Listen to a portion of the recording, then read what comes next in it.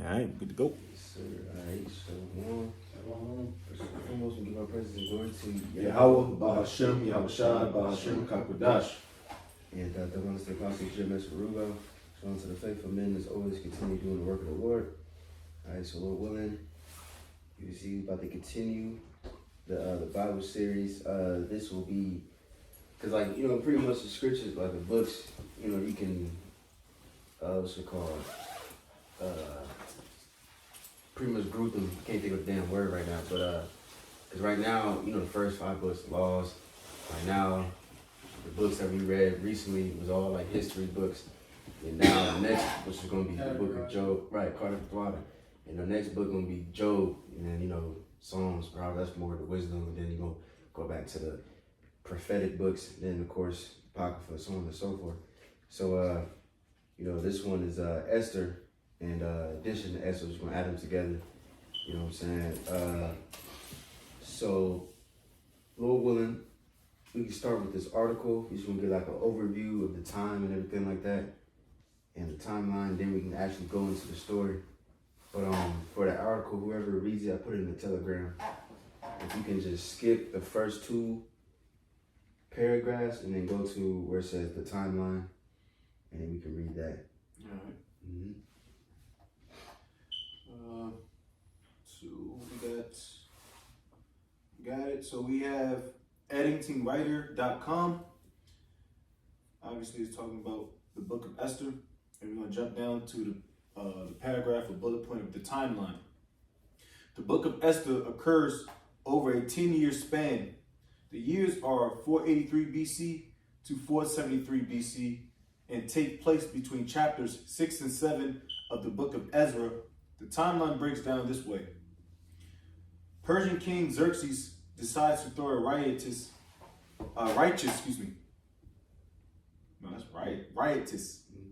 drinking party in the 3rd year of his reign. All right, I believe that's Esther 1 and 3, which is 483 BC. Your Bible may refer to the king of Asherus. Queen Vashti rebels against the king and is banished. Esther 119, and the action picks up 4 years later in 479 BC when Xerxes decides to find a new queen. It is Esther 2 and 16 which informs us that this occurs in the 7th year of Xerxes' reign. We skip another 5 years to the 12th year of King Xerxes, Esther 3 and 7, which is 474 BC. The final jump of 9 months takes us to the 12th month of the king's reign, 9 and 1, Esther 9 and 1, which is 473 BC. And there are your 10 years. Right, and real quick, we can skip down. Let me see. We skip all the way down to where you see, because I believe you read this last week, but just an overview. Let me see. Can you go all the way down and then where it says the somewhat confusing Ezra, Nehemiah, Esther timelines, but then go to that section, but then go to where it says a more direct timeline, the book of Nehemiah. You know what I'm saying? Because like I said, you know, Esther took place in between Ezra, because it was a lot, and Ezra was a lot of time skip. You know what I mean? Because I believe the kings, if I could say it in order, what was his name? Cyrus, what, Cambyses, whatever that makes, Cambyses. Alright, and then who was it? Xerxes, right? Darius first, then Xerxes, Artaxerxes. Cause you remember, if you watch the movie 300, the second one, it goes into that a little bit. How Xerxes witnessed the death of Darius, and then he got into power and all that. What's the second one called? 300 Rise of something. I think it taps into that history. Mm-hmm. Oh yeah, because Xerxes was number 1, the 300, the first one. Yeah, right. But it goes, it's a prequel, you know. Oh, yeah. Or no, I don't want to say it's a prequel, but it taps into like some of the start of why Xerxes went on that conquest to attack Greece and all that. Mm-hmm. You got it. So I got a more direct timeline. The book of Nehemiah, on the other hand, is much more direct and not confusing at all. Following report of things going badly in Jerusalem, Nehemiah, the Persian king Artaxerxes' cupbearer, travels to Israel in 444 BC and remains there until 432 BC. The book of Nehemiah is a first-person account of the circumstances surrounding his return. And what of the book of Esther? Its circumstances occur between 483 and 473 BC, which places it in the 57-year interim between the end of Ezra 6 and the beginning of Ezra 7. In other words, the events of the book of Esther occurred before the latter part of the book of Ezra and before all of Nehemiah, though in the Bible, Esther comes after these two books. Or put another way, Esther herself was much older than Ezra and Nehemiah. Right. Let me see. You could stop there. But yeah, so just to get the little timeline. Alright. Now, Lord willing, now we can go jump into the actual scriptures. Just to get the we ain't gonna read everything, of course. We're gonna skip around, but we can just start with Esther 1 and 1. I got it. Esther 1 and 1, it reads, since now it came to pass in the days of Ahasuerus. Xerxes, in other words, you know what I'm saying? Like we just read in the article, but you got it. Yeah, you read in the AMP, it clarifies that. It reads, it says, which reigned from India even unto Ethiopia over 107 provinces. That in those days, when the king Ahasuerus sat on the throne of his kingdom, which was in Shushan, the palace, in the third year of this reign, he made a feast unto all his princes and his servants. Real quick. Real quick, hold on. Let me get the addition to Esther real quick. Slovakia. Okay. Never mind. You got it. Connor, did you want to show the area where he was on the map or something? Yeah, can you do that? Real quick. Pretty much in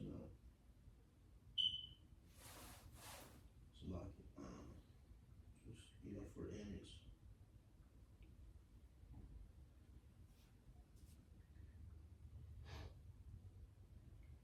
Cause I believe Shushan is Susa today, or something like that, if I'm not mistaken. I'll find a good one. As a matter of fact, too, while you getting that, can somebody get on hold the additions to Esther 11 and 2? All right. Because I believe this happened, because he said, what, that was the third year, right? It said, of Xerxes?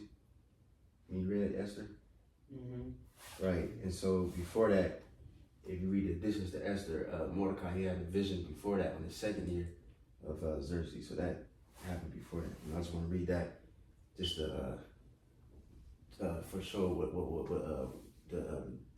what's it called, the beef he had between him and Haman. What you call for in additions for Esther? 11, you can start at 2. So that's pretty much the region, or the region that,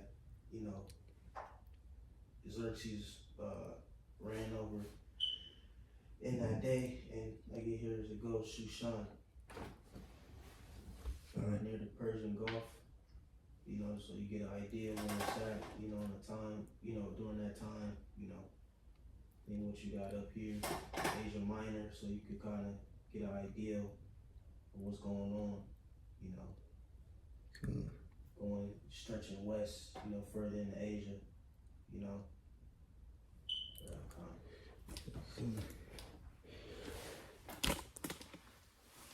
But you want me to keep reading, or you want him to grab that?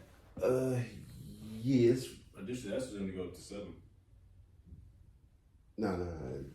It should start with 10, then 11, 12, 13. You usually go to Esther, the book of Esther. Yeah, additions of Esther. Apocrypha. Oh, you talking about? That's only go up to 7. What's the preset? 11 and 2 editions. You getting the Apocrypha? Yeah. Yeah, it should be. No, that's only 7 it, chapters. it continues. It says 1, 2, 3, but it continues. With Oh, I don't have that on this type of app. Yeah. Oh, I don't have that app then. Oh, damn. Oh, it's a lot. Okay. Oh, you good. So it would be what, 1? So it'll be I got you. okay. It's editions of Esther 1. It says then Mordecai said, the Most High have done these things, for I remember a dream which I saw concerning these matters, and nothing thereof have failed. Is that what you wanted? Nah. How did y'all? So you got Esther, which goes up to 10, right? And then editions of Esther continues 1, 2, 3, 4, 5, 6, 7. Oh shit, my shit different. I just read it because this shit, mine start with like additions to Esther, then it'd be like 10, 11 to all the way Right. to. Oh, okay. So it's a lot, I guess. Bible, different Bible. What's it called? Applications. Yeah, that's it. Yeah. Cons. So yeah, so it's 10 in the Old Testament, then in the Apocrypha, it'll start at 11, 12, 13, 14, 15, 16, 17. But you know how, like you said, the applications they just got it 1, 2, 3, Right. 4, 5, 6, 7. But real quick, this is the Esther's 11 and 2, or I don't know, I guess it's a lot of confusion, but it says in the second year in the reign of Artaxerxes the Great, in the first day of the month Nisan, Mordecai, the son of Jairus, the son of Samai, the son of Kaisai, and the tribe of Benjamin, had a dream. Of course, it's going to be different because this was written in Greek. Yeah, so Salaki, real quick for Jake, if Jake want to find it, this is in editions of Esther 2 for us. Okay. But you got it. It says, who was a Jew? I think the way why it's written like this, because you got Esther, it goes up to 10. Yeah, that's And then they just say 11, 10, 11, 12. So it's just like it just continue. But it says, who was a Jew dwelt in the city of Susan, a great man, being a savior in the servitor in the king's court. He was also the captives with Nebuchadnezzar, the king of Babylon, carried from Jerusalem with Johannes, king Jeconias, king of Judah. And this was his dream. Behold, a noise of tumult with thunder and earthquakes and uproar in the land. And behold, 2 great dragons came forth ready to fight, and their cry was great. And at their cry, all nations were prepared to battle, that they might fight against the righteous people. And lo, a day of darkness and obscurity, tribulation and anguish, affliction and great uproar upon earth. And the whole righteous nation was troubled, fearing their own evils, and were ready to perish. Then they cried unto the Most High, and upon their cry, as if there were a little fountain, and was made a great flood, even much water. Alright, the light and the sun rose up, and the lowly were exalted, and devoured the glorious. Now when Mordecai, who has seen this dream, and what God had determined to do, was awake, he bare in his mind, and until night by all means was desired to know it. And pretty much, because like I said, this was the second year, so this was before that, Esther 1. So he had a dream, and the 2 dragons represent him and Haman, and then pretty much a prophetic dream what they about to face.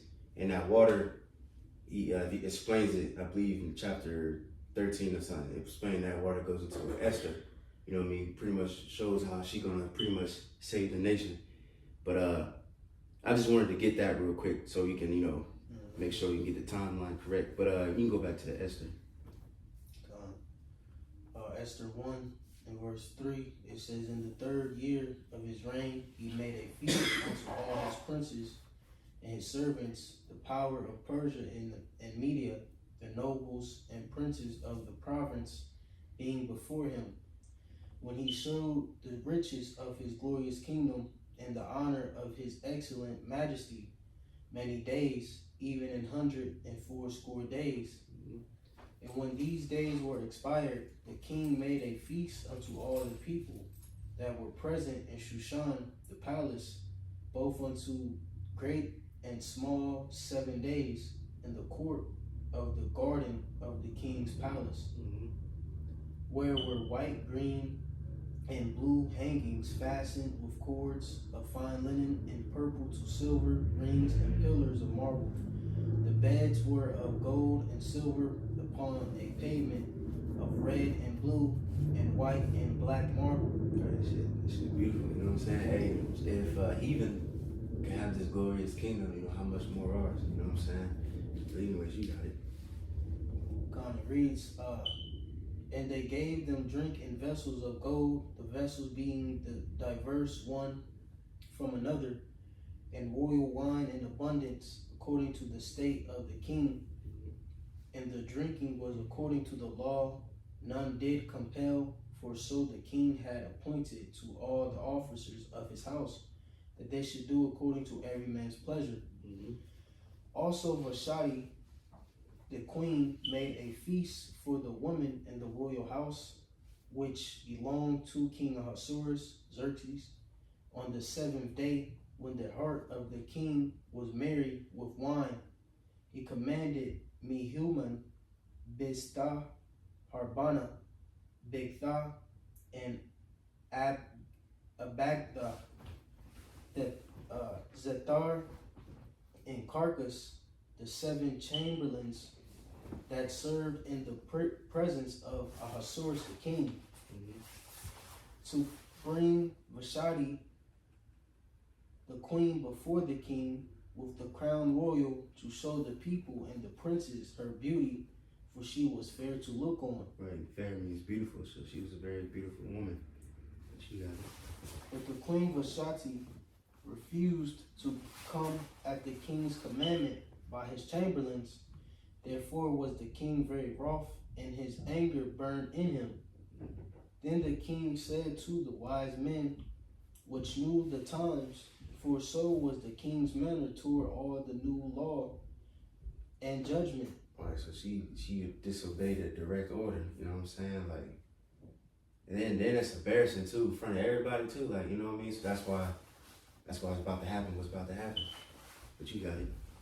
God, it reads verse 14, and the next unto him was Karshina, Sithar, Admatha, Tarshish, Meres, and Marsina, and Memucan, the 7 princes of Persia and Media, which saw the king's face, and which sat the first in the kingdom. Which saw the king's face. I mean, it was pretty much was like close to him, pretty much. And I think the different translation. If somebody can maybe get the NLT. I got the AMP right here. Real quick. We got the names. I'm gonna start midway. It says the 7 officials of Persia and Media who had access to the king and were ranked highest in the kingdom. Right, because not everybody got access to the king, so that's what that means. They was all before his face. See, but you got it. Verse 15, KJV. It says, "What shall we do unto the queen Vashti according to law? For she had not performed the commandment of the king Ahasuerus by the chamberlains." And Memucan answered before the king and the princes, "Vashti the queen have not done wrong to the king only, but also to all the princes," or Slaki, to all the princes, and to all the people that are in the provinces of the king Ahasuerus.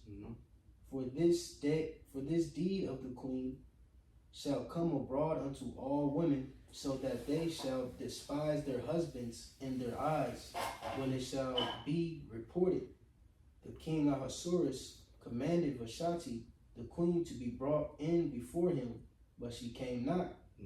Likewise shall the ladies of Persia and Media say this day unto all the king's princes, which have heard of the deed of the queen.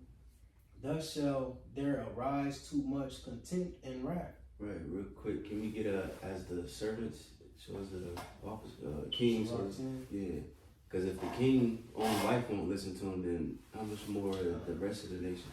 Kind of, if I can add it, that like remind me like of today's time. You know, a lot of people they like idolize Beyonce, etc. Yeah.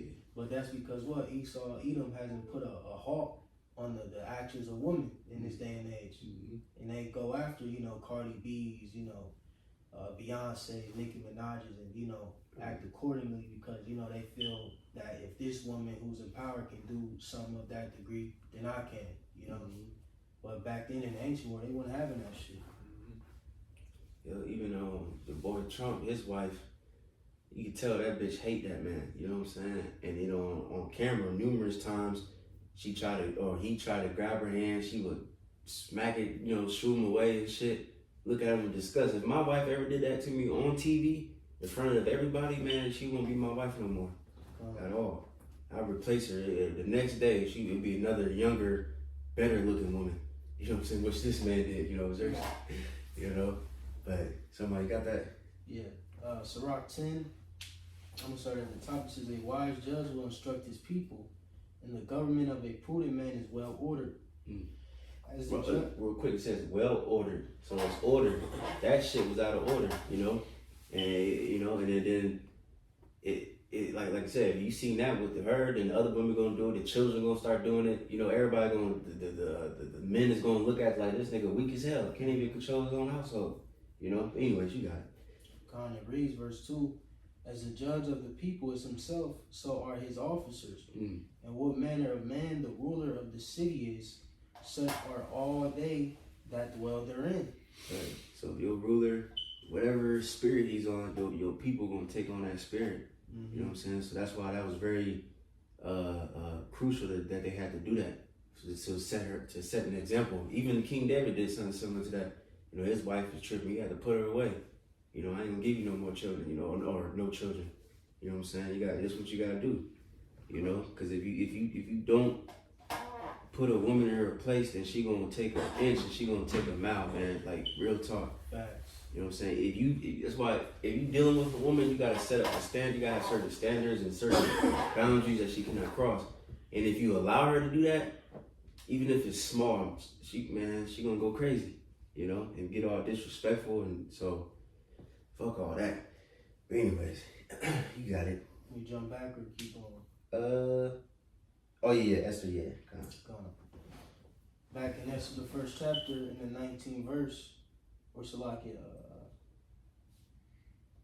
19, it reads, if it please the king, let there go a royal commandment from him, and let it be written among the laws of the Persians and the Medes, that it be not altered, that Vashti come no more before King Ahasuerus, and let the king give her royal estate unto another that is better than she.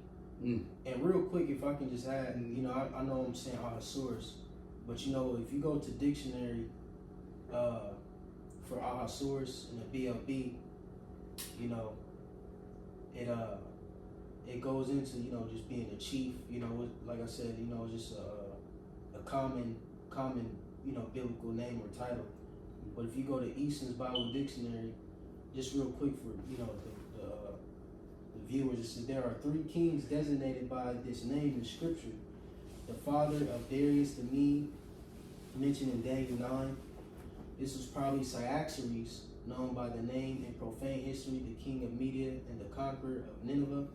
This is the king mentioned in Ezra 4 and 6, probably the Cambyses, like we went over last week, of profane history, the son of and the successor of Cyrus, and the son of Darius Hystaspes, the king named in the book of Esther. He ruled over the kingdom, Persia, Media, and Babylon, from India and Ethiopia. This was in all probably the Xerxes of profane history, who succeeded his father Darius, 485 BC. Just for reference. So jumping back, it says midway in the verse, it says that Vashti come no more before King Ahasuerus. Let the king give her royal estate unto another that is better than she. Beautiful. And when the king's decree which he shall make shall be published throughout all his empire, for it is great, all the wives shall give to their husbands honor, both to great and small. Beautiful. That's your power, like great and small. And it says in A&P, all women will give honor to their husbands, from the great to the insignificant. So even the lowest, regularized, civilian at that time, like had honor amongst his family tree, in his household. And that's how things should be ran. But here it is in Babylon the Great, that's contrary. Bud like Bill, who live in a trailer park, don't get honor from his wife and all that. Yeah, You know what I'm saying? for that. She cheating on him with Joe Six Pack. Yeah, 6 foot, 6 pack, 6 figure type niggas. Yeah, that's fucked up, man. Yeah. But that's how you know in the ancient world things are very different, man. Mm-hmm. The lowest of the lowest man has some type of Honor amongst his wife. Yep, honor amongst his family, man. But reading on verse 21. And the same pleased the king and the princes, and the king did according to the word of Memucan, for he sent letters into all the king's provinces, and to every province according to the writing thereof, and to every people after their language, that every man should bear rule in his own house, and that it should be published according to the language of the people. So like of every people. Yeah, right, real quick, can we get Genesis 3:16? I'm saying, then after that, we're going to go back to Esther 2. We might be skipping around a little bit. Genesis chapter 3, verse 16. And I will put in verse 16. Unto the woman he said, I will greatly multiply thy sorrow and thy conception. In sorrow thou shalt bring forth children, and thy desire shall be to thy husband, and he shall rule over thee. Right, you know what I'm saying? In other translations, it would say, you desire to rule over your husband, but it says your husband's going to rule over you. And that's what you see, she going to do any and every little thing to overpower you. That's why you got to remember the scriptures. And you got to rule over her, you know what I'm saying? And if not, then look at America. This is what you get. It's Isaiah 3:12. As for my people, children are their oppressors, and women rule over them. O my people, they which lead thee cause thee to err and destroy the way of thy past. That's modern today's women right now. They don't want to be ruled. That's why I don't want to go into it, but that's what they find. They find it's so that women are so vain and shallow that they rather hear different words than submission or subjection. So we got to soften up the words, which all the words are synonymous with subjection, but then we need to find padded words, to make them feel better. Right. I won't submit to you, but I will be under your rule. Bitch, that's what the word means. You know what I mean? We got to butter them up. Right. So in them days, man, it's going to get crazy out here, man. Yeah. A quick one. Jeremiah 31:22, it says, How long wilt thou go about, O thou backsliding daughter? For Yahweh hath created a new thing in the earth. A woman shall compass a man. Just like you said, pertaining to this day and age. You know what I'm saying? And that's how you know, man, the scriptures are true, bro. Because look. This literally is being shown forth in our face. But through the Spirit, who was ultimately the show the power of the Lord, and how things aren't supposed to be ran and governed in the earth, man, because it is just out of order. The Lord is about to turn everything right side up, in due time. And one of the ways he's going to do that is via, like brothers may mention, Jacob's trouble, putting things back in order. Everybody going to be in their respective lot and position on the earth, man. But that was it. And then we go to Esther 2. You can just read down to maybe like verse 17. Want me to read? Yeah. It's Esther 2. At the top it reads, KJV, After these things, when the wrath of King Ahasuerus was appeased, he remembered Vashti and what she had done and what was decreed against her. Then said the king's servants that ministered unto him, Let there be fair young virgins sought for the king, and let required fair young virgins. Yeah, Sought and for the king. Yeah, and if you look it up too, you know, even a Google, on a Google, simple Google joint, they would say Esther was like probably around 16. You know what I'm saying? So, you know, young, fair, beautiful. You know what I'm saying? That's just that's cause she's bearable age. You see, and most importantly, virgin. You know, but you got it. I'm just writing these notes. It reads, verses 3, and let the king appoint officers in all the province of his kingdom, that they may gather together all the fair young virgins unto Shushan the palace. This is fire, bro. To the house of the woman, unto the custody of Heg, the king's chamberlain, keeper of the woman, and let their things for purification be given them. Right, the king's chamberlain, you know, he pretty much was like an like an officer. You know what I'm saying? He was taking care of the treasury, took care of the household. You know, the women, obviously, you know, things like that.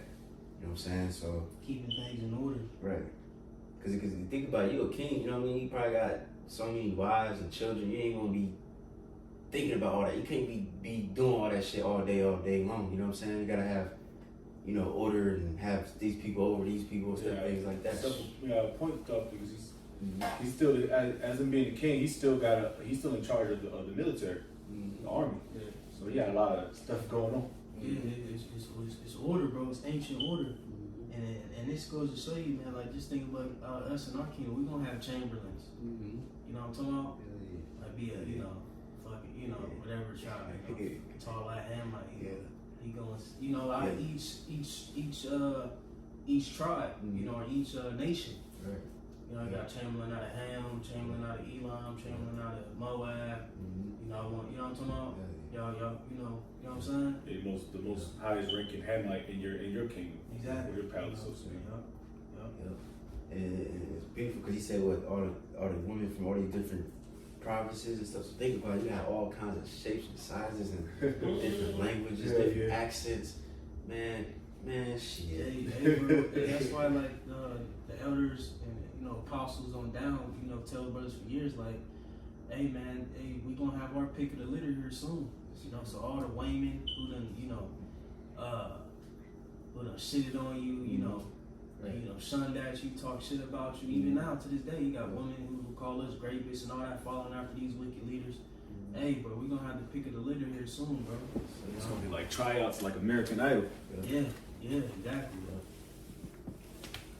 But continuing, it says, verse 3, and let the king appoint officers in the province of his kingdom, that they may gather together all the young virgins unto Shushan the palace, to the house of the woman, unto the custody of Hegs the king's chamberlain, keeper of the woman, and let their things for purification be given them. Soaking in them oils, frankincense, myrrh. It was steps to this thing. Like, you wasn't just, you know, nah, bro. You need to, you know, whatever. You got learn how to be my wife. You know what I'm saying? You gotta be clean, pure. It's just order, bro. Yeah, just like off that what was that Mulan? Remember in the beginning, they was teaching her how to be a wife. Yeah, but she wanted to be like a samurai and shit. Yeah, cause her father and shit was injured. She tried to get in his place, but she was all fucking it up and shit, and she was being all disobedient. And real quick, you notice that too. A lot of like movies, obviously American movies for sure, but also foreign movies like Asian movies and shows and shit like that. You know, a lot of it shows like the power of the woman, and it's like a lot of it be like ancient shit. It be taking place in the ancient time too, and they be showing the woman like always, like the father, hey, you about to marry this dude. She like, oh no, I can do whatever I want, and I'm not your pawn. I'm not a freaking pawn, and fuck you. And then she just disobedient little bitch. You know what I mean? 50s no more. Yeah, like, and then nothing happens to this bitch. Right. Like, hell no. But Like, you are. right. You worth 17 cows. Yeah. Yeah. Yeah. You know, hey Yeah. man, we here in GMS, we not like these other groups, man. We gonna Right. tell it what it is, bro. Yeah. You know, because ultimately it's all business, it's order, Mhm. it's Mhm. structure. You know, it's legacy. You know, it ain't just feelings, and you know what I'm saying. Mhm. It's bigger than that, man. And that's a problem with today's, you know, family trees, so on and so forth. They don't understand legacy. They don't understand, you know, generational. You know what I'm saying, uprightness. You know what I'm saying, and order, bro. They just feelings and you know, I don't like he ugly. Yeah, it ain't about that. Right. You know, His shoes are it's our dirty. reputation, man. Right. These people don't know nothing about duty. You know what I'm saying? Because let me look up that word real quick. Let me see if I can. Because like you got like us men, we wasn't just sitting on our ass all day. We had to go to war and shit. Mm-hmm. So you know what I mean? We had to risk dying. You risk, okay, you gotta get married to this man. Okay, cool. Well, that's all. You know what I mean? You gotta do a crazy ass job or some shit. Right. You know, but it's your duty. You know. It says duty online etymology says service that which ought to be done, the force that which is morally right, proper, just, so on and so forth. But yeah,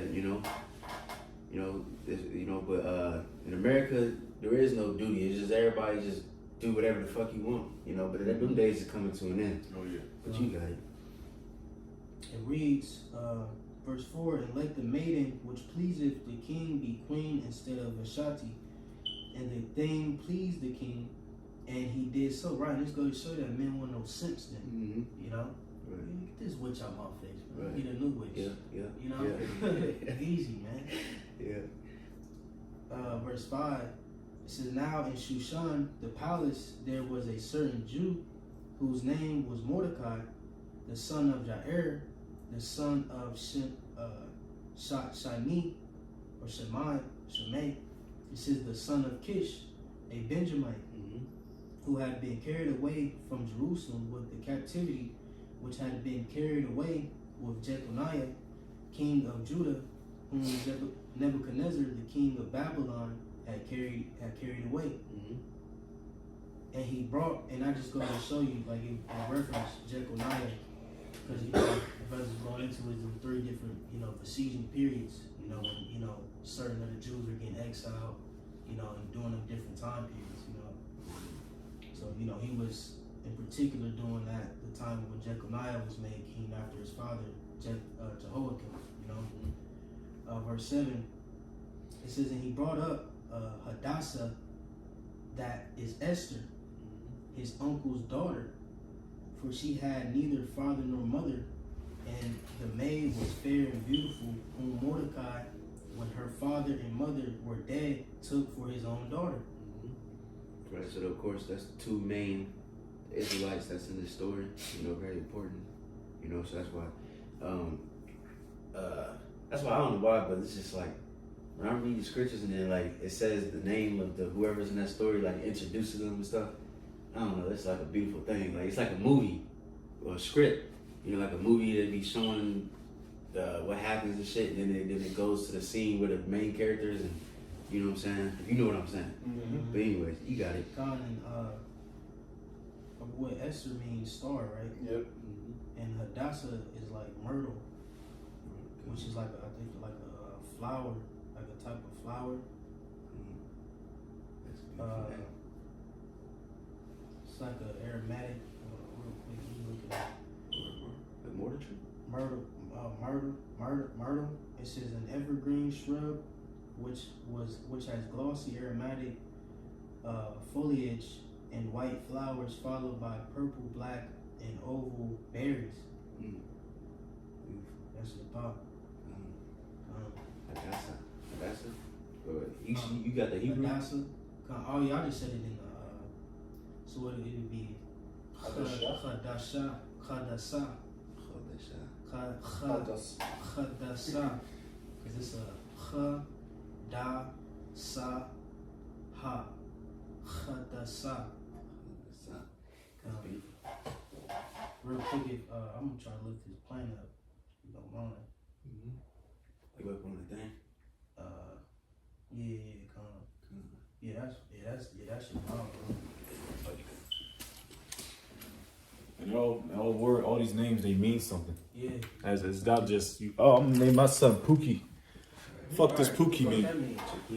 Yeah, Joquisha. Yeah, straight up. They had the father's name in the Yeah, yeah.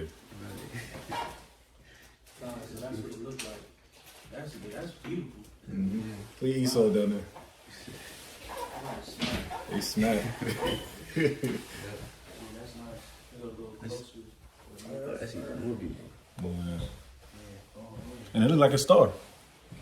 If you, well, yeah. yeah, if you can, you know what I mean? Because I heard her Esther. Yeah, that's her. That was her slave name, though. Yeah, that's yeah. Wait, that's the part, bro. Damn.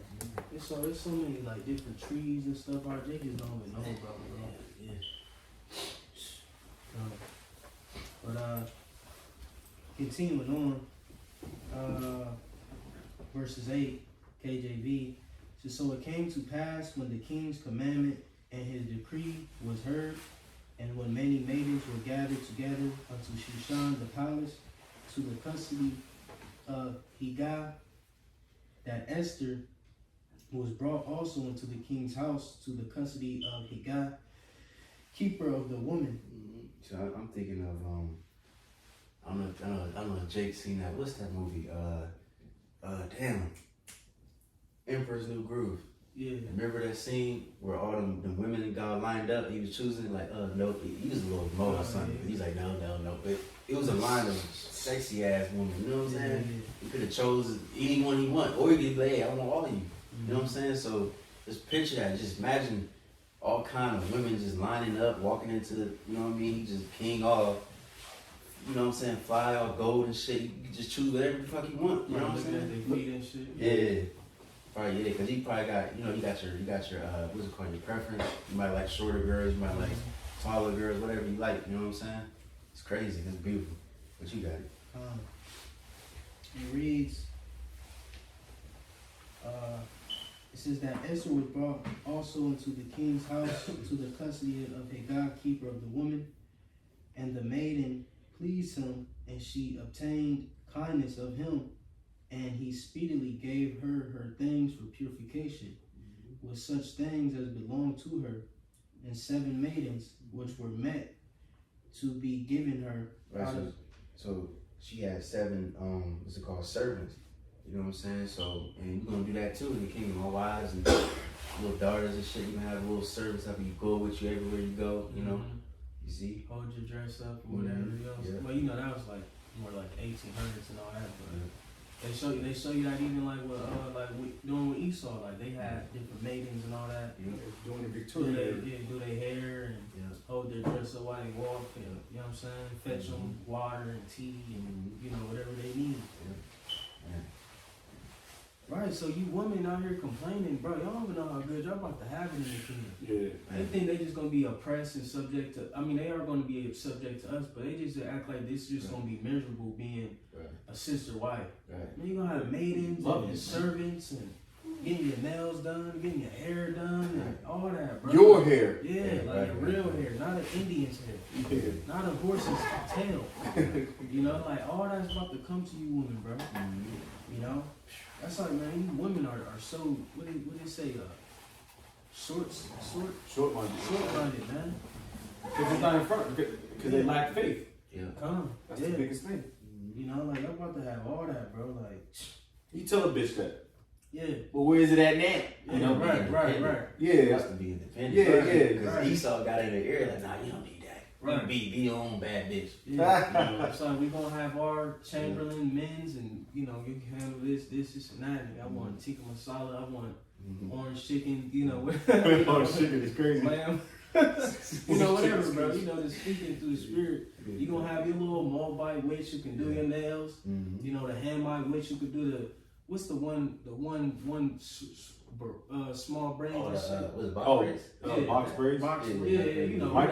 Micro braids and shit. Ham Ham good at the hair and shit. Yeah. The braids and shit. My wife, she got your toes and shit done. Like, come on, man. You got Elam or whoever fucking Outside. making garments and shit. They good with making shit with their feet. You know, like, you know what I'm saying? Sewing, like, come on, man. Yeah, it's real You gonna have them sewing you new garments, and every day you get a new garment. Yeah. I want this color garment stitched up by the night. That And nigga if Mo, it don't have it, I'm gonna tell my husband. they said that nigga Mayweather, he don't wear underwear once. Yeah. He only wear underwear in his t-shirts once every day. So he throw them shits out. Right, new panties every day, Yeah. silk pressed panties. Sheesh. And I want to go see my husband today, make me something new. Right. Like they don't think like that though. Yeah.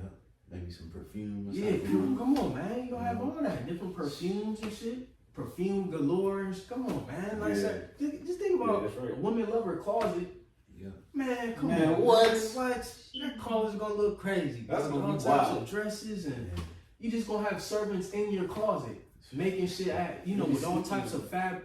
They just going, it's like, I'm just, you know, just visualizing for a woman to help you blame it out who may watch. So you get an understanding of what you're going to come to. What your lot's about to be. You know? Yeah. Because I don't think like brothers ever really like tap into like what a woman, Right. you know, will receiving a king. Like you gonna have, like they just have ribbons of fabrics, Right. all different colors. All right, you know, you gotta cut it off and sew it. Like, you know, I'm just thinking through the spirit, like how a woman, you know what I'm saying, would, you know, like, you know what I'm saying, like at least my woman. That's how I want it for my woman. Right. They gonna have different fabrics. You know, these, like I said, you just gonna have servants in your closet. That shit gonna look like Joanne's. Yeah. I know, yeah, the Bobby store Joanne. Joanne. Straight up. Like, you see, that's showing me your closet's gonna be Joanne's. Right. Yeah, straight up. Like, literally. Yeah. Yeah. You know what I'm talking about? Cutting and sewing and come on, man. You Nah, know, my bitches gotta go through boot camp first. Yeah. You know this baby. Nah, I'm joking. I'm joking. You know what I'm saying? But you know what I'm saying? Like these women, they don't even know, man. Good food. And you got. Come on, they gonna have different nail polish with diamonds and, you know, fucking chandeliers sparkling. Just imagine a Israelite woman's nail parlor in the kingdom, bro. Man. You know. Man. The ain't like that, cause you gotta think like how Jake do today when they put their woman on. They give them hair shops, nail parlors. Come on, you gonna have lash tech. You know, you wanna get your lashes. I mean, he ain't gonna be fake, cause you know what I'm saying. But you know, Right. all the necessities that a woman need, man, it's going to be on a heightened level. Not you going to fucking Northern Lights Right. with that weak ass outdoor mall getting your shit done with the posters in the window, open signs. No, it's gonna be fucking glorious, man. You gonna have servants everywhere, women servants everywhere for you, man. You know? Come on, bro. And I want that for my women. Yeah, straight up. I'm gonna hook my women shit up. Yeah, Yeah, hey, the chalice and shit, Yeah, 'cause checking on them like. yeah, I'm gonna walk through that bitch, you know. Hey, you find anything for me today, honey? I was looking at her for you. She looks very nice. She does, you know, like, yeah. She gonna, different women gonna try to get in favor with her, so you know she could bring them to you. Like, come on, bro. That's right. That's right.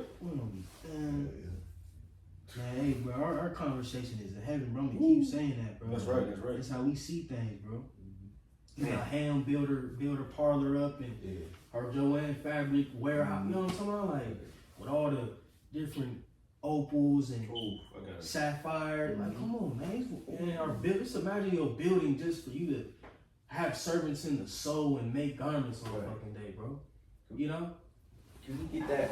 It said Deuteronomy. It said. It's a lot, you bro. I'm just, you know, Nah, that's kind of amps you up, yeah, man. bro. It's, you I know, got just- precept too, just so be whatever. just so I just think about the kingdom, bro. Like how it's gonna be, like, you know. But you gotta push this out there for the woman, like, because you know we got women who watch too. They need a spiritual boost as well.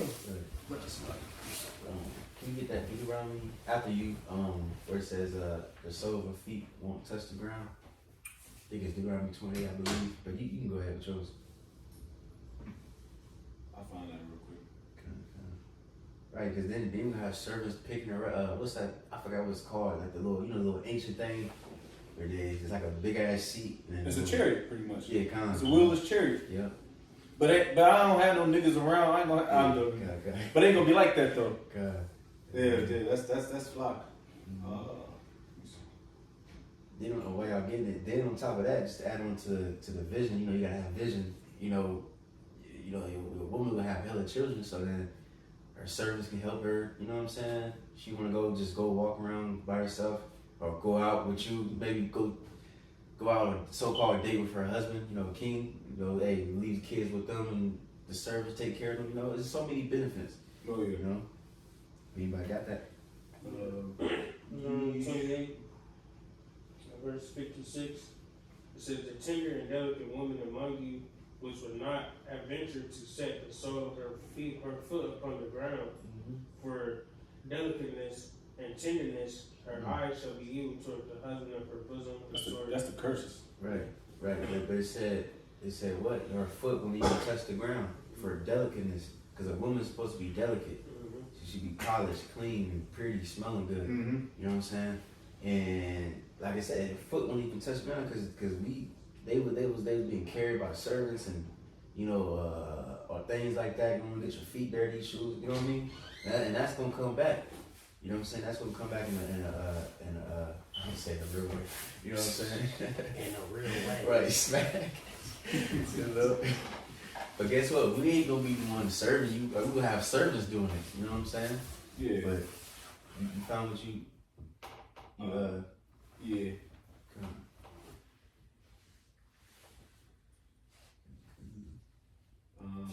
Ezekiel 39. That's pretty much. I'm good, but continue employment because it goes into something different. But there will be. That's why our land is going to be. It's going to be. Oh, several continue. Yeah. It's going to be a oscillating door. There's going to be heathen coming in, the welcome center of Israel. Them niggas coming out, signing out. Yeah. That's why we're going. It's going to be a well-oiled machine because women require a lot. You know what I mean? In Israel, of course, we're going to require a lot too. But we're more practical. But this is how it's going to be. That's our mindset. We're kings and princes on this earth, princesses on this earth, man. Mm-hmm. So we require a lot, man. I know myself, man. It's going to be every week. It's going to be Yayizu cherry coming through just to you know. Yeah. Right. Yeah. Bro, we're gonna literally have chariots over our house. Yeah. It's that in is Isaiah, is it 4? We say a cloud should be over every dwelling. Yeah, come on, Isaiah 4, fifth verse. You got it. Oh, But and this was with a heathen, you know, not to mention. yeah. But continuing on, where we at, verses 10. It says, Esther had not showed her people nor her kindred, for Mordecai had charged her that she should not show it. Right, keep it secret, you know. But you got it.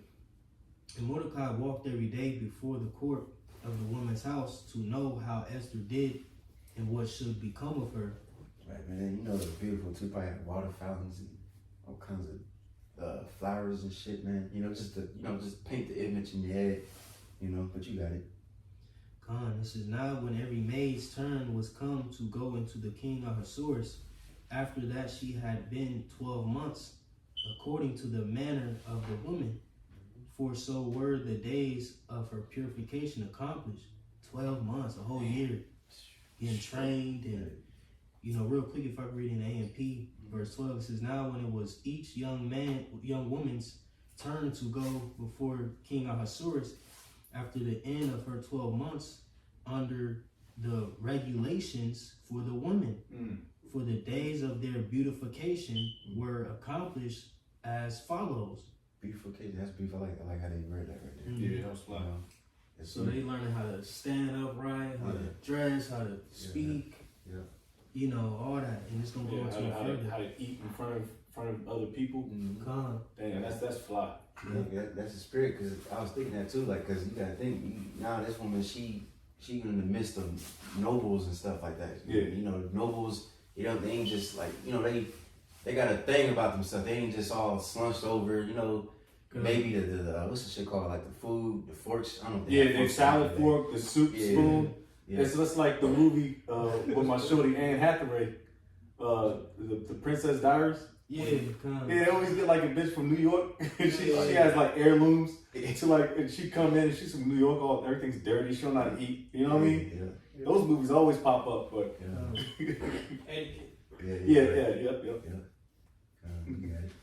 that's what a lot of you niggas in the hood need, man. Some good etiquette and a foot up your ass, man. And Salakia, through the spirit, that's why, like, like me and the brothers in New Orleans was going into that because we had stepped out, Mm-hmm. and the witch tried, and we stepped into the restaurant. Rich said some little goofy shit. You know, so now I'll speak off camera. She was just being funny because she wasn't used to seeing Jake stepping like that. Yeah. You know what I'm saying? Right. And we had made a video on it, a lengthy video on it about how also we by default we are real regal people, royal people. Right. And beginning with us men, like that's why we telling brothers like we gotta move accordingly, man. Like it's about etiquette, it's about how you present yourself. Like we're not these niggas out here, bro. We ain't just niggas out here, off chicken wings and fucking, ranch dressing and shit. Right. Now Jay like all all the shit, whatever, but how you moving out here in the world really matters, bro, and it shows, bro. And Jay gotta tap into that ancient spirit, that spirit that we were intended to be, that royal spirit that we were intended to be from the beginning. Of course we ain't gonna be, decked out, like a fucking Christmas tree, none of that. You know what I'm saying? But it's about your mannerisms, your conduct, how people perceive you and how you present yourself to the world. Like me and little brother had to, do that yesterday. Like he was like, oh yeah, bro. He was like, out the gate, like yeah, oh yeah, I like the, you know what I'm saying? But, you know what I'm saying? That's just, but like, just backing up your point. That's bro. right, and just to make it add to the other point, they call us bummerlights, man. But we esteem ourselves not through pride though. We esteem ourselves because we do have to represent something. It's way more than us. I have to physically here on earth. I have to represent brothers that's below me and above me in this camp especially. So if I go out looking like an asshole, and then that joint catch wind through the apostle and elder bishop, come on, man. And then shit rolls down quick after that, bro. Phone calls, elder Peloy won't be able to sleep. You know what I mean? Tazawana. But that shit rolls down. That's why we try to keep everybody's shit in order, man, through the spirit to the best. You call us bums all we want, but Jake, I've seen some fly ass bums in GMS. So. And Jake upstanding people. Like when we go out and study, we were respected. Yep. People reverence us like, dang, who do you know what I'm saying? Like, dang, these dudes, who are these dudes? We present ourselves where we, in the eyes of people, are regular guys, but our spirit is exalted, amongst the masses, man. Yep. Because that wisdom, knowledge, and understanding shows forth through our gait and through our mannerisms and how we, move on a day to day. Well respected, They said well, we might be bums physically, but you're a bum spiritually. I'm cool with that. Real quick, because just going into how you were saying, she's trained up how to be more. What was that word? You said etiquette, right?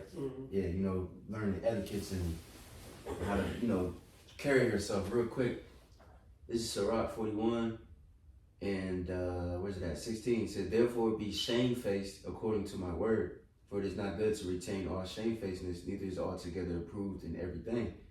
And I'm gonna skip down to 19. But yeah, we gotta be shamed. That's what the scripture teaches. The scripture teaches us manners and order, things like that. We ain't just we so-called niggas, as you can say, but we ain't niggas. You know what I'm saying? That makes sense. All right. And then we go to 19. It says, "And of a thief," it's just giving a list of what to be shamefaced of. It says, and right now you see Jake is the opposite. 2/3 of Israel, they shameless. They don't give a fuck. They show their ass literally, and they animals. But 19 says, "And of a thief in regard of the place where thou sojournest, and in regard of the truth of the Most High and his covenant, and to lean with thine elbow upon the meat, and of his scoring to give and take." Right? So we even supposed to be leaning your elbows on the table and shit when you eat. You're supposed to be, sit upright at least, not have all your shit all over the table. That's not etiquette, you know what I'm saying? But and I'm gonna go to 24 just to finish it off. It says, "So shalt thou be truly shamefaced and find favor before all men." And there's other scriptures too. It says, "Don't be the first one to grab food." That's in the Sirach. Yeah, man. 38. It go into like the manners of hosting. You know what I'm saying? Like you know what I'm saying? Hosting people, like That's in Sirach somewhere. You know what I'm saying? Come on, bro. Damn, that's fly nickel stuff right there, man. Yeah. And you can credit that through the head tribe of Judah, because they really exuded. If you're in your right state of mind, Judah, man, come on, man, ain't nothing stopping that. You know what I mean? Yeah, come on, that's real talk, though. That's why Judah has to be the so-called leader of the 12 tribes. Right now you got motherfuckers acting like off of White Chicks when the nigga Terry Crews took out, you know, Marlon Wayne. When she was eating this shit, she unbelting her belt buckle and all that shit. Yeah, bro, like, nah, bro. Yeah. And then people really like, you know what I'm saying? Mm-hmm. Like, man, I was out with a witch. You know what I'm saying? And, you know, this is little shit. Mm-hmm. And this meat, I don't use chopsticks and shit. But I'm like, witch, learn how to use these chopsticks. Like, what the fuck is your problem? Like, you embarrassing me, bro. You know what I'm talking about? Yeah. I don't use these shits, but I got the mechanism, like, man, just grab it. You know what I'm talking about? Like, you know? But, you know, so that's a little shit. Like, you know, the witch ain't, she wasn't like acting like that, but it's like you said, it's etiquette, you know, knowing how to present yourself as a regal people. You know what I'm saying? In the midst of captivity, man. I got that real quick. We can read this and then go back to that. Sirach, the one you quoted, Sirach 31. Yeah. I'm gonna start up at 12. It says, "If thou sit at a bountiful table, be not greedy upon it, and say not, there is much meat on it." And Jay be all excited, you know what I mean? I'd be excited too, but I mean, shit, like, you gotta, like, oh shit, like, you never see, like, you know, your mama, she cuss your ass out, like, man, you act like you never ate before. Like you been there. Like I don't feed you at home or something, you know? Yep. But it says, remember that a wicked eye is an evil thing, and what is created more wicked than an eye. Therefore it weepeth upon every occasion. Stretch not thine hand whithersoever it looketh, and thrust it not with him into the dish. Judge not thyself by that. So like, judge not thy neighbor by thyself, and be discreet in every point. You know, just stay on point. You know, eat as it becometh a man, so don't overeat. Those things which are set before thee, and devour note, lest thou be hated. Leave off first for manners' sake, and be not unsanctionable, lest thou offend. When it can 3-4 plates and shit. Right. To go play. I mean, you know what I'm saying? Like, you know, we know how things go now. Like, you know what I'm saying? So they know how to operate and move around, you know, with their fam. Because that's just the norm. That they just niggas anyway. That's, you know, what they know. But, you know what I'm saying? Like, you know, we in the right setting. Like, you know what I'm saying? We ain't just, you know, like, you know, when Jay go to steakhouses and shit, like, we, you know, come on, very proper and shit. You know what I'm saying? Like, whatever, you know? Come on. It says, try to clean up behind yourself, you know what I'm saying? Stack your dishes up, you know what I'm saying? Make it easier for the server, you know, whatever. And leave a tip. Yeah. Where we at? Damn, I looked at it. 102. Hour 2. Damn. All right. Let me breeze through this. All right. We talking about the woman. Right. Hey, you know, that tells you Jake is passionate because they are glorious. That's what the Corinthians says. It says, "When thou sittest among money, reach not thy hand out first of all. A very little is sufficient for a man well nurtured, and he fetcheth not his wind short upon his bed." And I can stop there too. And then you can add, we don't gotta get it, but it's in Corinthians. It says if you go to like a feast or something like that, and you're really hungry, he said eat something, like eat like a snack or something. That's the spirit. I was about to say that just really quick, because you know when you go to the main joint in Chicago or something. Mad brothers, but there's a lot of brothers up there that gets their food first. Yeah. And so younger brothers, we out there collecting trash and put a little quick little 7-Eleven sandwich in your system before you, because you want to eat last. Yeah. But that's the spirit. So we got more. So you might not eat at all. Yeah. And then if a brother is young in the faith and he might be older in age, there's going to be an older brother's going to get that man a plate just because it's age.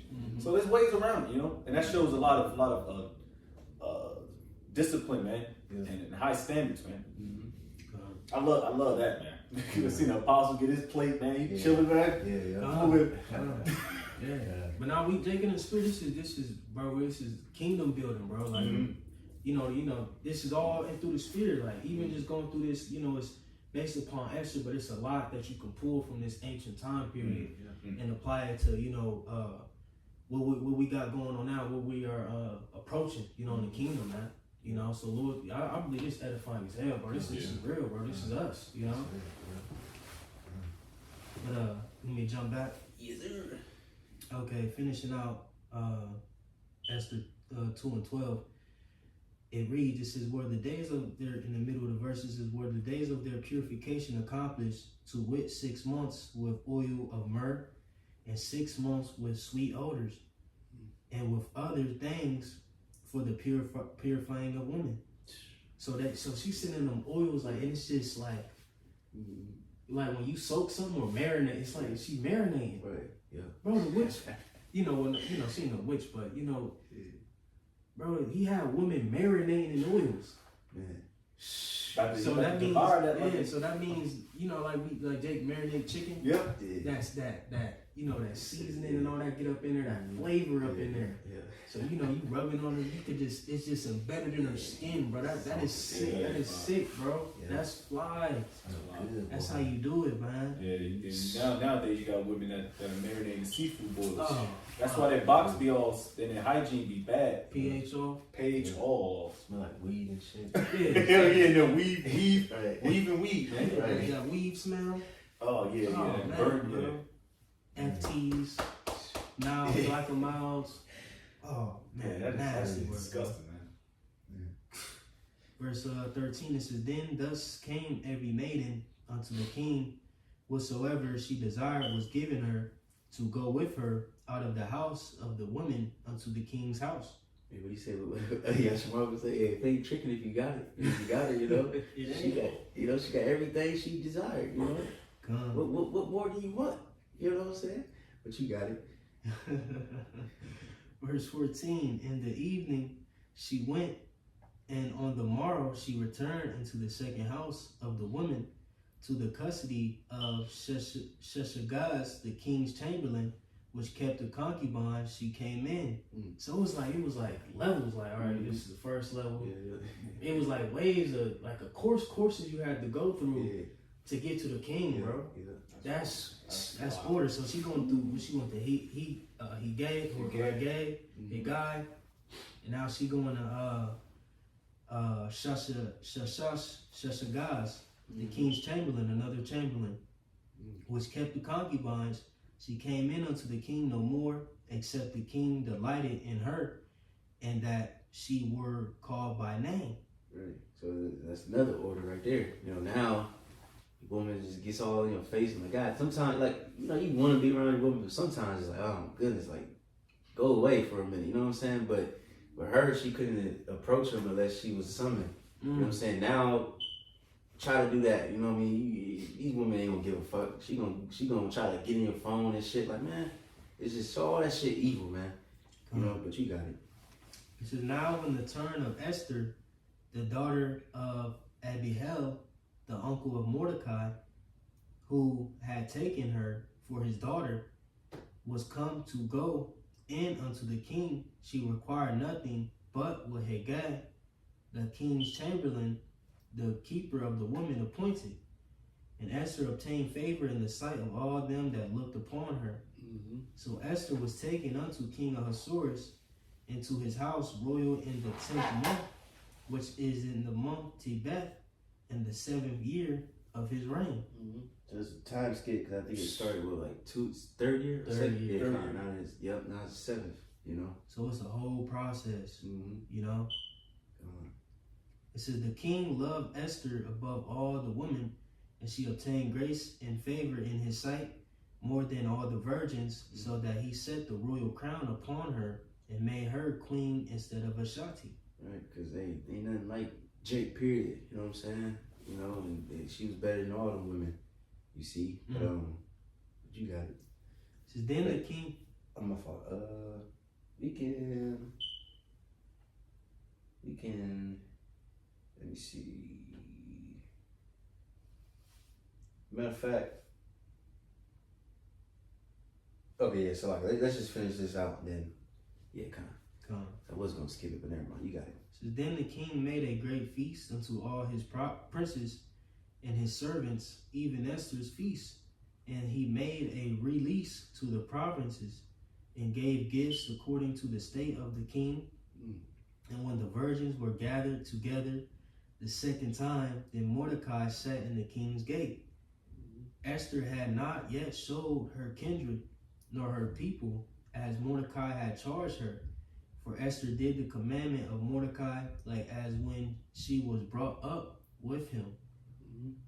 In those days, while Mordecai sat in the king's gate, two of the king's chamberlains, Bigthan and Teresh, of those which kept the door were wroth and sought to lay hand on the king Ahasuerus. And the thing was known to Mordecai, who told it unto Esther the queen. And Esther certified the king thereof in Mordecai's name. And when inquisition was made of the matter, it was found out thereof. Therefore, they were both hanged on a tree, and it was written in the book of the Chronicles before the king. Right, so remember that, because Mordecai, he wasn't rewarded as yet. You know what I mean? But it's gonna come back into the story later. You know what I'm saying? But now we can just read just a little bit of Esther 3, and then we're gonna skip around a little bit. This is Esther's 3rd chapter at the top. After these things, did King Ahasuerus promote Haman, the son of Hammedatha, the Agagite, and advanced him and set his seat above all the princes that were with him. Right, so he was, because if you go to, where's that at? I think it's Samuel. You know what I mean? He pretty much was a, what's it called? Amalekite. You know what I'm saying? Real quick.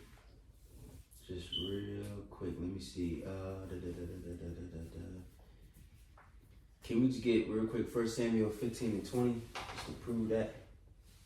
And then after that, can we go to the what's it called? To the Apocrypha and get let me see, additions to Esther. So it says 12, so that would be, I think, 3 for y'all. 3 and 6. But you can read that Samuel first. It says 1 Samuel chapter 15 at the 20, and verse 20, excuse me. And Saul said unto Samuel, Yea, I have obeyed the voice of the Lord, and have gone the way which the Lord sent me, and have brought Agag, the king of Amalek, and have utterly destroyed the Amalekites. Right, so he came from that line, you know what I'm saying? So Amalek, you know what I mean, which is the so-called, you know who's today. All right, Edom. And it's my fault. I meant to say additions to Esther. What did I say? 12. So that'll be. It's 3. I got it. Con. That's 6. Oh, okay, I see what you're saying. But that's one with the Macedonian. Huh? Is that the one with the Macedonian? It says called the Macedonian. Well, it said, howbeit Ammon, the son of Amadathas, the Agite, who was in great honor with the king. Yeah, my fault. Can you get this is the Esther 16 and 10, so 16 so would be 7 yeah. This is additions to Esther 7 or 16. Verse 10, it says, For Ammon, a Macedonian, the son of Amadathah, being indeed a stranger from the Persian blood and far distant from our goodness, and as a stranger received of us. Right, so he wasn't a Persian, he was an Edomite. And then Macedonian, that's from what's his name, boy, Alexander the Great. You know what I'm saying? That shows you too that they're Edomites. That's that they come from the line of Edom, you know, Alexander. Yeah. See? And if you go into ChatGPT, I tried to go into that information. They try to shun away from Esau traveling up in the lands, you know. Of course, you know, it's Esau, the AI and all that, but yeah, you know, this biblically, we know that Esau was, you know, in the land. What was that, 1 Samuel 1 and 15? 15, 20? It was 15 and 20? Yeah. And then we got additions, 7 and 10. You got it.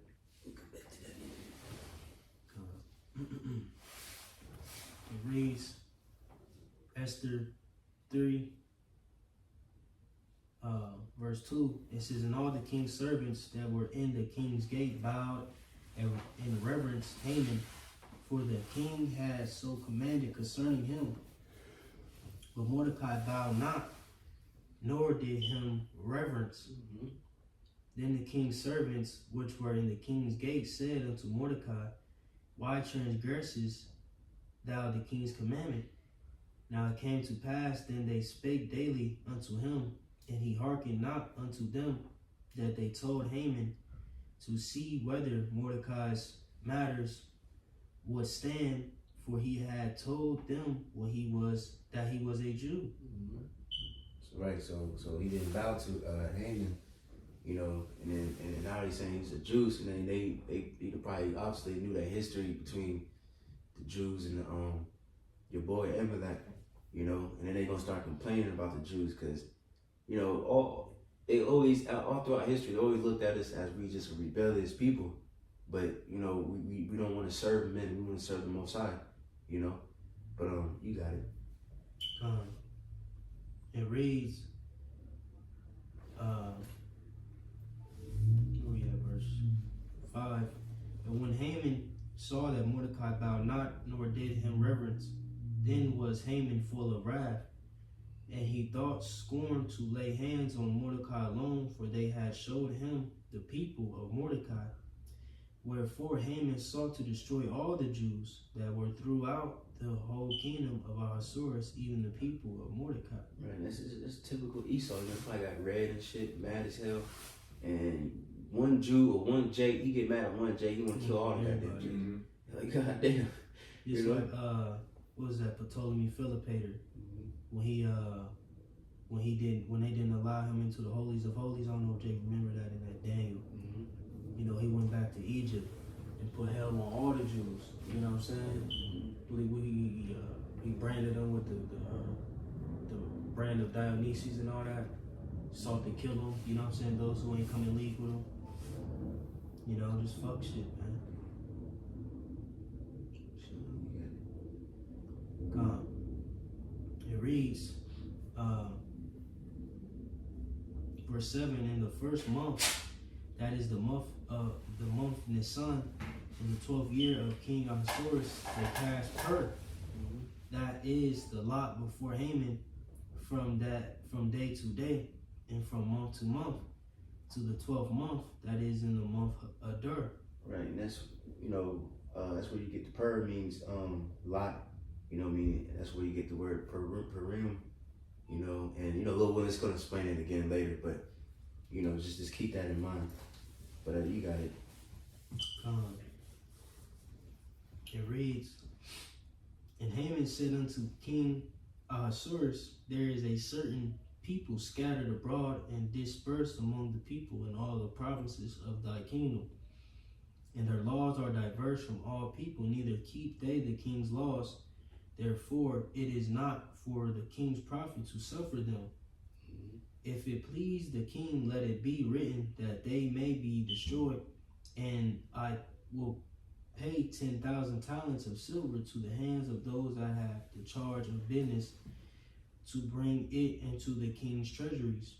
Right, so you see, he said we these people, you know, their laws and as adverse from all people, you know, and you can read that wisdom. We don't gotta get it, but wisdom was just for the second time. But Wisdom of Solomon 2, you know, it said the wicked was speaking against the righteous, and he said, these people are contrary to us, like they clean contrary to the laws that we have, you know, and you know, they upbraided us, defending of the law, so on and so forth. So you just see that all throughout history. Esau, typically the East Edomite, you know what I'm saying? He always was mad at Jake because we never was trying to bow down to certain. Of course, like Apostle Tahar, he said we're gonna obey the law till we can't obey the law no more. You know, of course we're gonna try not to speed and things like pay your taxes, all that shit. But when it comes to taking an MOTB, you know what I'm saying? That's when all that shit gonna stop, and then we're gonna be, in their eyes, rebellious, and you know, and we're gonna serve the Lord. And then what's Esau gonna do? What's Revelation 20? We're gonna behead them. Yep. You see? But you got it. It reads, verse 10, and the king took his ring from his hand and gave it unto Haman, the son of Hammedatha, the Agagite, the Jews' enemy. Real quick, for the sake of time, let me see. Let me see. Can you just read verse 13, and then we're gonna just go to chapter 4 just for the sake of time. Verse 13, it reads, and the letters were sent by post into all the king's provinces to destroy, to kill, and to cause to perish all Jews, both young and old, little children and women, in one day, even upon the 13th day of the 12th month, which is the month Adar, and to take the spoil of them for prey. Right. So then that copy was sent out to all different provinces, so on and so forth. So now, let me see. You can go to Esther 4. Let me see. Skip around a little bit. Matter of fact. Okay, so that's what we're gonna do. So chapter 4, I'm just gonna summarize it because, like I said, it's almost time for camp, so I don't want to take too long. But pretty much Mordecai, he heard the news, he was mourning, and then Esther, and eventually it got to Esther, and then Mordecai pretty much told her to go to the king and plead for his people, pretty much. You know what I'm saying? And then pretty much, she wasn't able to go to the king because, like we said earlier, you can't just go up to him, you gotta be summoned. So now, Lord willing, let's go to the editions of Esther. Because, and for a fun fact too, a lot of people too, they got a problem with the book of Esther because the book of Esther there's nowhere where it's mentioned God, you know what I'm saying?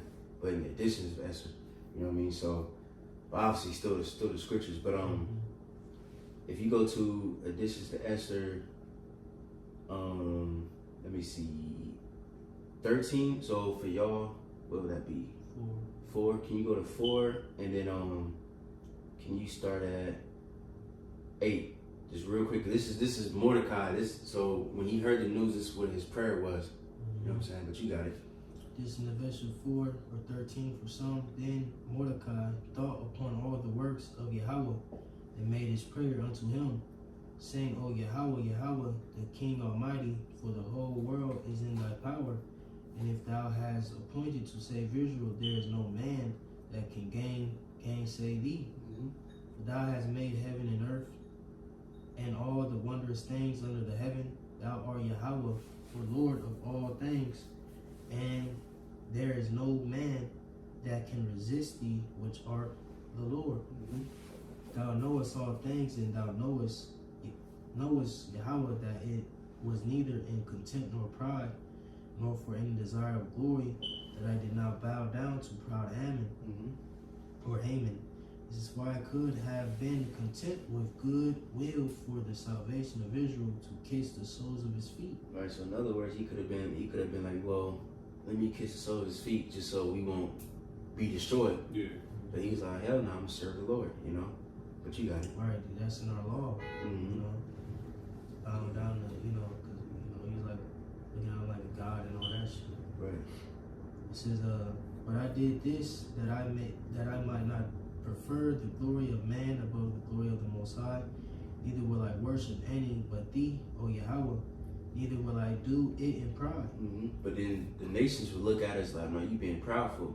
You know what I mean? But this is the reason though. It's actually humble and serving the Most High, It's like, who was that, Daniel? Them servants conspired against him, because he didn't bow down when the symbols and, the instruments went off to bow down to the idol. Right. That's when he got put in the lion's den at that point the first time. It says, and now, O Yahweh, God and King, spare thy people, for their eyes are upon us to bring us to naught. Yea, they desire to destroy the inheritance that had been thine from the beginning. Despise not the portion which thou hast delivered out of Egypt for thine own self. Hear my prayer, and be merciful unto thine inheritance. Turn your sorrow into joy, that we may live, O Yahweh, and praise thy name, and destroy not the mouths of them that praise thee, O Yahweh. All Israel in like manner cried most earnestly unto Yahweh, because their death was before their eyes. Right. So now we can go to the next chapter, and then because in the Esther in the Old Testament, it explains this too, but it doesn't go into much detail. It just goes into how she went into the court, and then he called her to her, things like that. This is more detailed, what happened that day.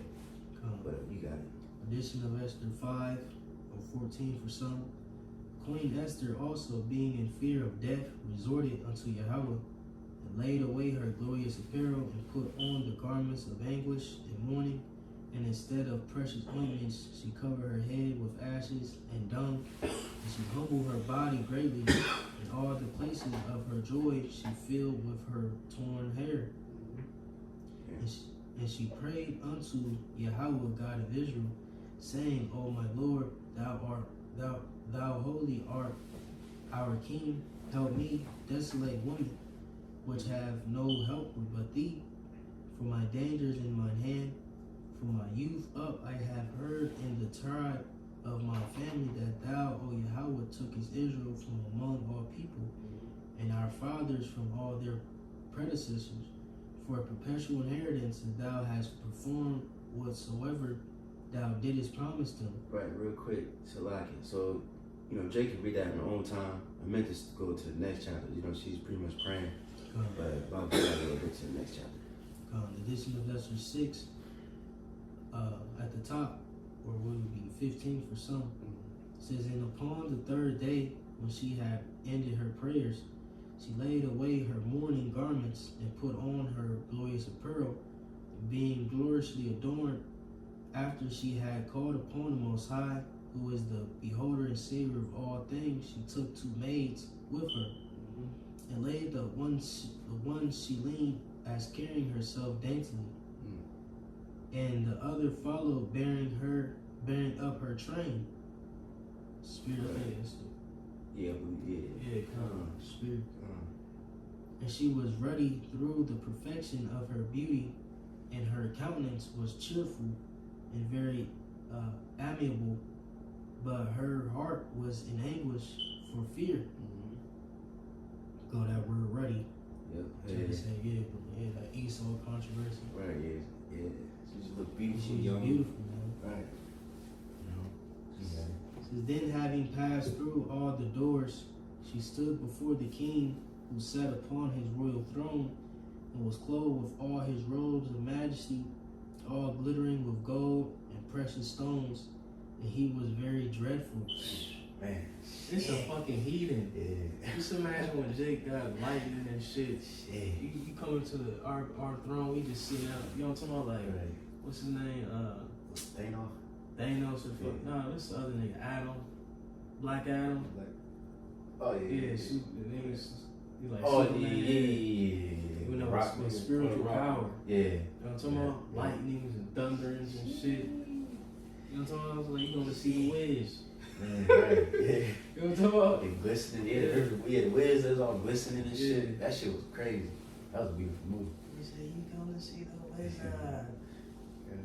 Smack.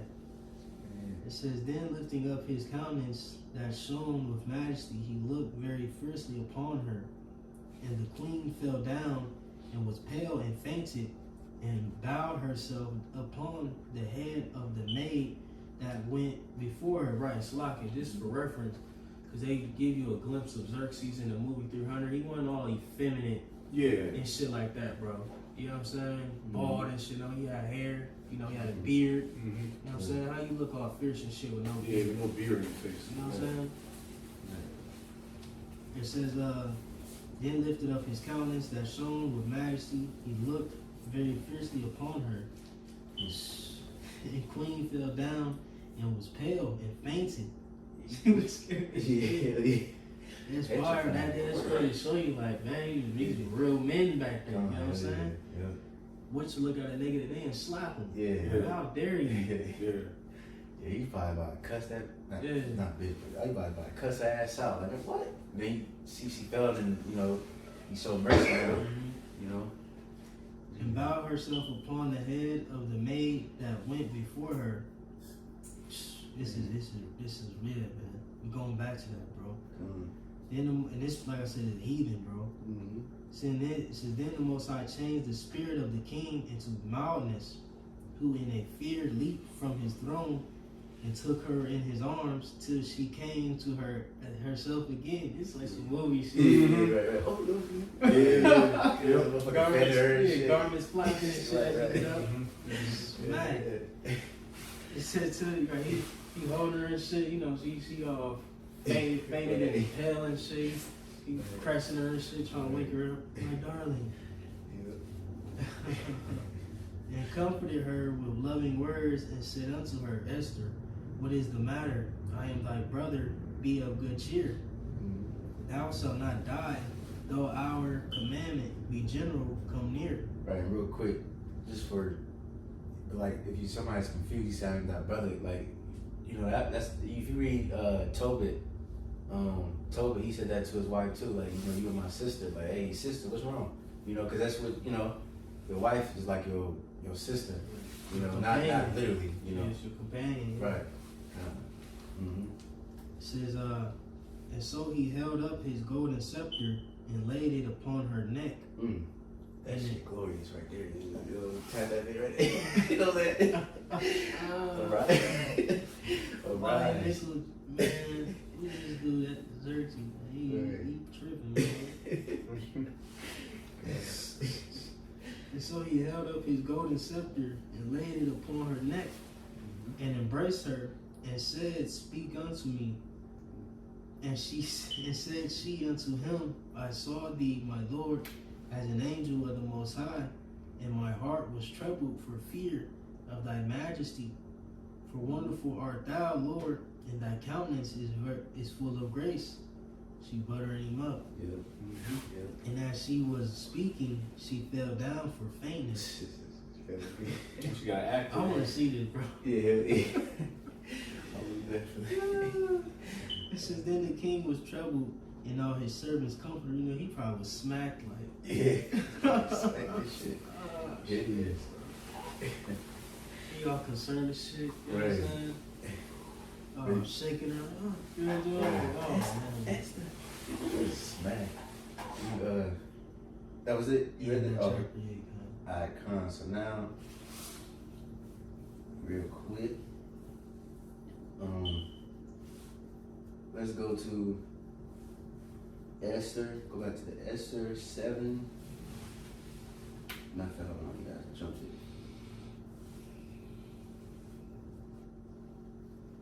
Slovakia.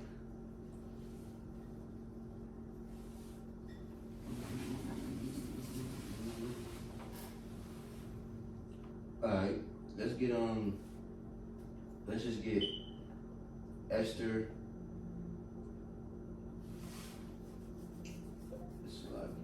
5, and then you can do 8. This is after that event. You know what I'm saying?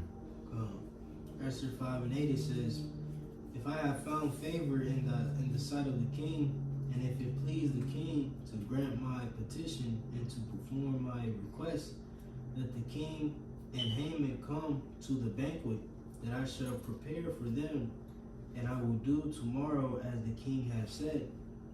Right now, yeah, let's just finish that out and then go to chapter 6. It says, then went Haman forth that day joyful and with a glad heart. But when Haman saw Mordecai in the king's gate, that he stood not up, nor moved for him, he was full of indignation. Mordecai against Mordecai. That's funny, bro. Like, I could just see that Mordecai just sitting there at the gate looking at him and shit. Yeah. He walking by like, nigga, you know what I'm saying? That's some funny. And the scriptures is real. They gotta understand this is real life events, bro. You gotta see, you gotta imagine what's going on. You know, Mordecai is sitting out there like, you know, it's fucking evil. Like, Goddamn. look, this nigga. Yeah. You know what I'm saying? It's crazy. So nevertheless, Haman refrained himself, and when he came home, he sent and called for his friends and Zeresh, his wife. And Haman told them of the glory of his riches and the multitude of his children and all the things wherein the king had promoted him, and how he had advanced him above the princes and the servants of the king. Haman said, moreover, yet Esther, the queen, did let no man come in with the king unto the banquet, and she had prepared but myself. And tomorrow am I invited unto her also with the king. So he geeked, like, Right. you know what I'm saying? He thought he was doing something. He thought shit was sweet. Yeah. That's funny, man. Hey, that's how you know the Lord, bro. It's cruel, bro. Mhm. Through the spirit, like, set his ass up for the woo. Yeah. It says, yet all this availed me nothing so long as I see Mordecai, the Jew, sitting at the king's gate. Right, so he's still hating on Jake. You know what I mean? You can't even if he was gonna get rewarded or whatever, you can't just enjoy your moment. Right. He's still worried about one little Jew, one poor Jew. You know? He feeling himself about what's going on with them, but it's still like that's that perpetual hatred, man. Ezekiel 35. Yeah. It says, then says Zeresh his wife and all his friends unto him, let a gallows be made of 50 cubits high, and tomorrow speak thou unto the king that Mordecai may be hanged thereon. Then go thou and merrily with the king unto the banquet.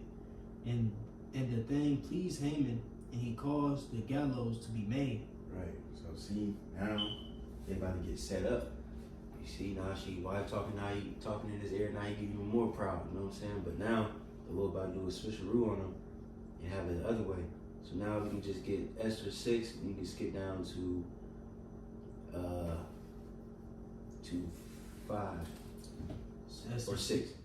It's Esther 6 and 6 reads, so Haman came in, and the king Oh yeah, said, real quick, so like just to what's it called, to summarize it, read 6 and 1. Pretty much the king couldn't sleep, so he had his servants look through the records, and then they found that Mordecai was the one that found those two dudes that tried to assassinate him. So then now he calling Haman back, because Haman was the only one in the court at that time, and he was going to ask him like, what should be the reward? And this dumbass nigga thought he was talking about him, but the reward's gonna go to Mordecai. But you got it. Jumping back, Esther 6:6 says, so Haman came in, and the king said unto him, what shall be done unto the man whom the king delighteth to honor? Now Haman thought in his heart, to whom would the king delight to do honor more than to myself? And Haman answered the king, for the man whom the king delighteth to honor, let the royal apparel be brought which the king useth to wear, and the horse that the king rideth upon, and the crown royal which is set upon his head. Right, you can just imagine, because this was a so-called you know who. So you know how they get all talk about money, you know how they get the hunchback and they start shaking their hand, rubbing their hands together. He probably was, and he probably was like that when he was talking about this, but you got it. It reads, let this apparel and horse be delivered to the hand of one of the king's most noble princes, that they may array the man withal whom the king delighteth to honor, and bring him on horseback through the street of the city, and proclaim before him, thus shall it be done to the man whom the king delighteth to honor. Then the king said to Haman, make haste and take the apparel and the horse, as thou hast said, and do even to Mordecai the Jew that sitteth at the king's gate. Let nothing fail of all that thou hast spoken. Right, sorry, hurt.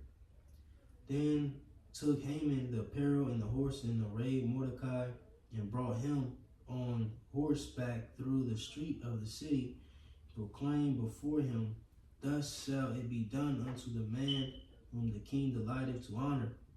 And Mordecai came again to the king's gate, but Haman hasted to his house mourning, and having his head covered. And Haman, you got it. And Haman told Zeresh his wife and all his friends everything that had befallen him.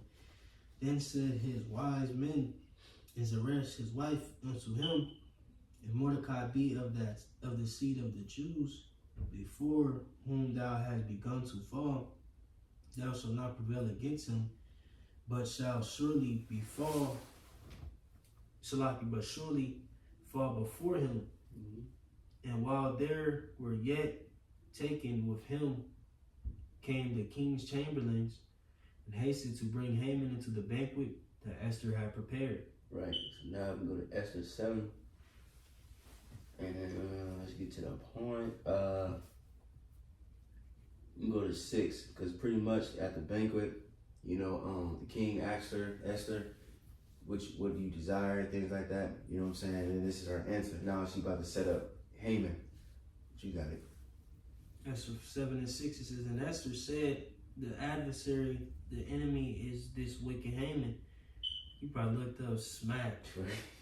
Yeah. Then Haman was afraid before the king. And the queen, Esau get that salty face. Yeah. Hideous. And the king, arising from the banquet of wine in his wrath, went into the palace garden, and Haman stood up to make requests for his life to Esther the queen. For he saw that there was evil determined against him by the king. Then the king returned out of the palace garden into the palace, to the place of the banquet of wine, and Haman was fallen upon the bed whereon Esther was. Then said the king, will he force the queen also before me in the house?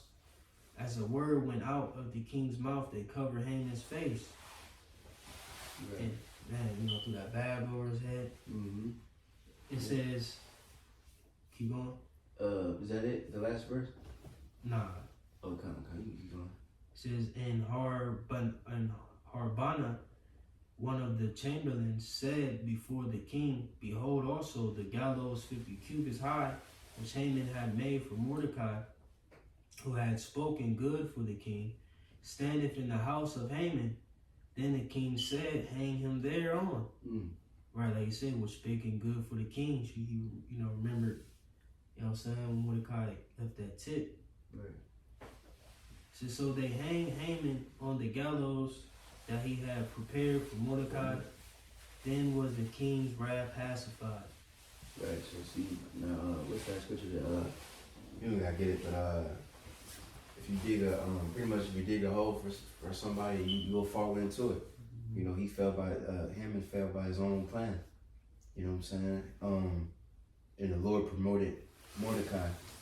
Alright, so now, pretty much, because like I said, it's getting that time.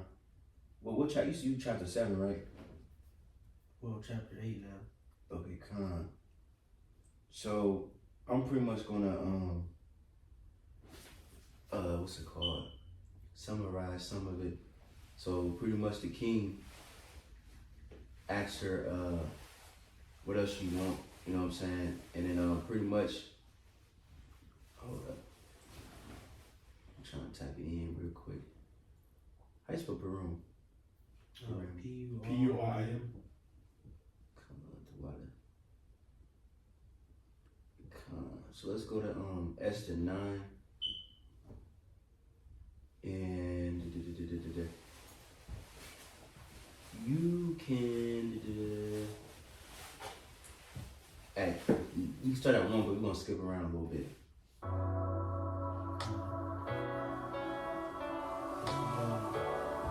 Esther 9:1, it says, now in the 12th month, that is the month of Adar, on the 13th day of the same, when the king's commandment and his decree drew near to be put in execution, in the day that the enemies of the Jews hoped to have power over them, though it was turned to the contrary, that the Jews had made rule over them that hated them. Right, and real quick, going back into that vision that Mordecai had in addition of Esther. Yep. And real quick, I forgot, I'm gonna read one more point, Esther 8 and 11. It says, wherein the king granted the Jews which were in every city to gather themselves together and to stand for their life, to destroy, to slay, and to cause to perish all the power of the people and prophets that would assault them, both little ones and women, and to take the spoil of them for a prey. Right, so he gave us a command that we can defend ourselves. And in that day, we destroyed a lot of heathen. You know what I'm saying? I want to skip a lot of this. You can read it on your own time. But we can skip down to verse 15. Esther 9:15. It reads, For the Jews that were in Shushan gathered themselves together on the 14th day, also on the month Adar, and slew 300 men at Shushan. But on the prey they laid not their hand. But the other Jews that were in king's provinces gathered themselves together and stood for their lives, and had rest from their enemies, and slew of their foes 70 and 5,000. 70 and 5,000, but they laid not their hands on the prey. Right, and I don't know if you skipped it or not, but just in case you did, even Xerxes' men also helped the Jake too, you know, also fight with us.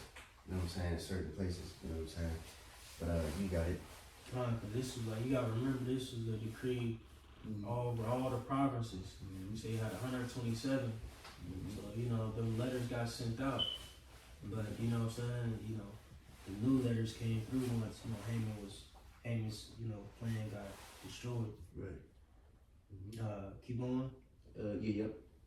Verse 17 says, on the 13th day of the month Adar, and on the 14th day of the same rested day, and made it a day of feasting and gladness.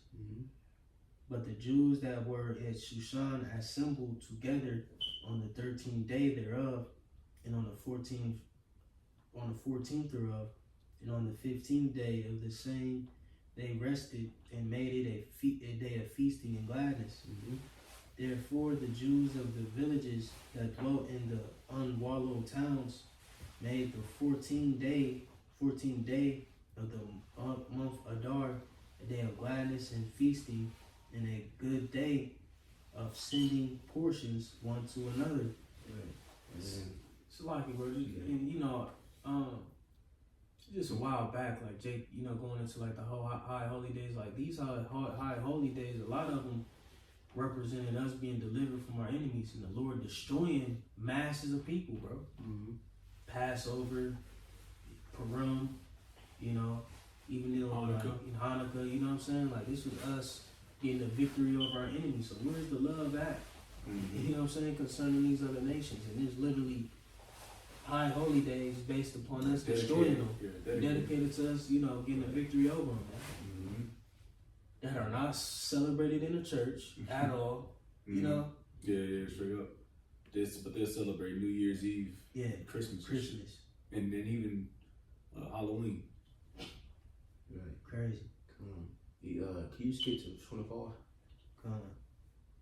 Esther 9:25. But when Esther came before the king, he commanded by letters that his wicked device, which he devised against the Jews, should return upon his own head, and that he and his sons should be hanged on the gallows. Oh, my fault. Wait, what? Oh, my fault. You read 24?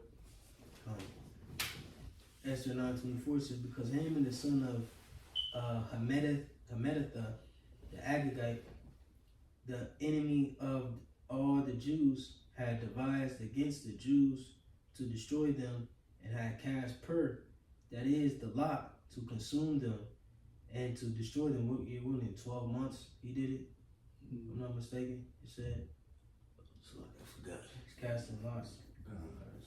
We look it up.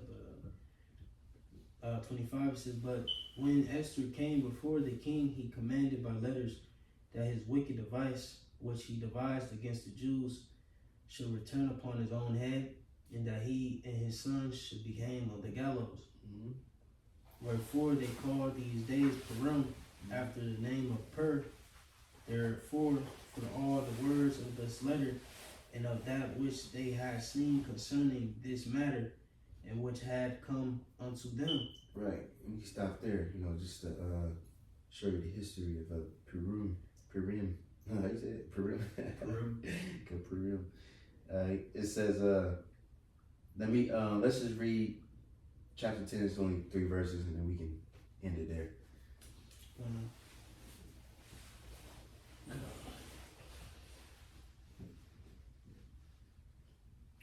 It says, and the king Ahasuerus laid a tribute upon the land, upon the isles of the sea, and all the acts of his power and of his might, and the declaration of the greatness of Mordecai, whereunto the king advanced him. Are they not written in the book of Chronicles of the kings of Media and Persia.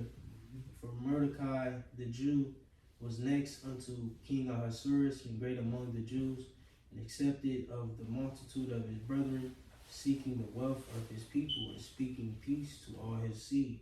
Right, see, so, well, that's pretty much the conclusion of the book of Esther.